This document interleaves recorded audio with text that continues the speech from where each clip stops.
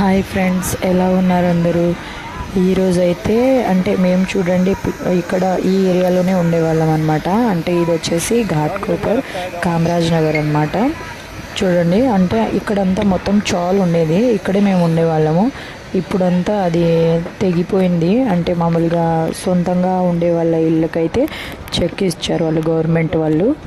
ఇక్కడైతే ఇప్పుడు బిల్డింగ్ కట్టబోతున్నారనమాట. అంటే రెంట్కి ఉండేవాళ్ళు వేరే చోట వెళ్ళిపోయారు, మేము కూడా ఇక్కడే ఉండేవాళ్ళము. చూడండి ఫ్రెండ్స్, ఎలా తెగేసి అంటే మొత్తం తెంపేశారు వాళ్ళు. చూడండి, అయితే నేను అంటే ఇది తెంచి ఒక 2 వీక్స్ ఏమో అయ్యింది, కానీ ఒకసారి చూసి వెళ్దామనేసి నేను ఇక్కడికి వచ్చాను. చూడండి, అంటే ఇదంతా చూడండి చాల్ టైప్ అనమాట, మొత్తం తెగిపోయింది. అంటే వాళ్ళు ఎలా ఖాళీ చేస్తున్నారో దాన్ని బట్టి వాళ్ళు తెంపేస్తున్నారు. ఇక్కడే మేము ఉండేవాళ్ళం అండి. చూడండి, అక్కడ దీని పక్కన మేము అక్కడ ఉండేవాళ్ళము.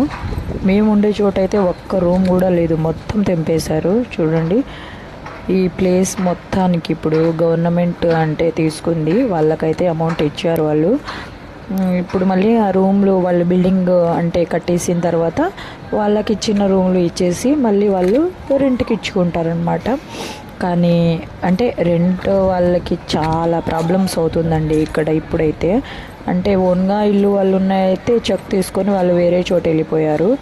కానీ రెంట్కి ఉండే వాళ్ళంతే, అంటే తక్కువలో దొరికే రూమ్ రెంట్లు ఇప్పుడు చాలా ఎక్కువ రెంట్ అయిపోయాయి. 4-5 అలా దొరికేవి ఇప్పుడు 7-8-9 అలాగా దొరుకుతున్నాయి. పాపం వాళ్ళైతే చాలా స్ట్రగల్ అవుతున్నారు. కొంతమంది అయితే చెప్పలేము అసలు, రోడ్డు దగ్గర, బ్రిడ్జ్ దగ్గర అలాగా. అంటే ఎక్కువ రెంట్ ఇచ్చే స్తోమత లేనప్పుడు ఇంకా ఏం చేస్తారు? అయితే అటు పక్కన సామాన్లు మొత్తం పెట్టేసుకొని అక్కడ కూర్చోవడం కూడా జరుగుతుంది. ఇక్కడైతే అక్కడ నుంచి చూసుకొని వచ్చాను, నాకైతే చాలా బాధ వేసింది. అంటే చూడండి ఫ్రెండ్స్, కొంతమంది దగ్గర ఖాళీ చేసే టైంకి కొంతమంది దగ్గర అమౌంట్ ఉండొచ్చు, లేకపోవచ్చు. సడన్గా ఖాళీ చేసి వెళ్ళిపోమంటే ఎంతైనా ఇబ్బందే కదా. అలా చాలామంది ఇబ్బంది పడ్డారనమాట. అయితే అక్కడ నుంచి వచ్చి నేనైతే లంచ్కి ప్రిపేర్ చేశాను. మటన్ తెచ్చారు. మటన్ తెస్తే ఇంకా అందులో నేనైతే కాస్త ఆయిల్, కాస్త చెక్క లవంగు అవి పెట్టేసి వేసి, తర్వాత ఆయిల్ కాస్త ఆవాలు వేసి మటన్ని కాస్త ఆయిల్లో మగ్గిస్తున్నాను అన్నమాట. చూడండి, ఇప్పుడు ఆయిల్లో కాస్త మగ్గించిన తర్వాత నేనైతే మసాలా పేస్ట్ అయితే రెడీ చేసుకుంటా.